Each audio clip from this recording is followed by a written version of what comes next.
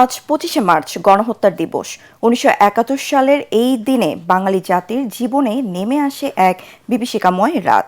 পাকিস্তানি হানাদার বাহিনী অপারেশন সার্চলাইটের নামে নিরস্ত্র বাঙালির উপর চালায় ইতিহাসের অন্যতম নৃশংস গণহত্যা।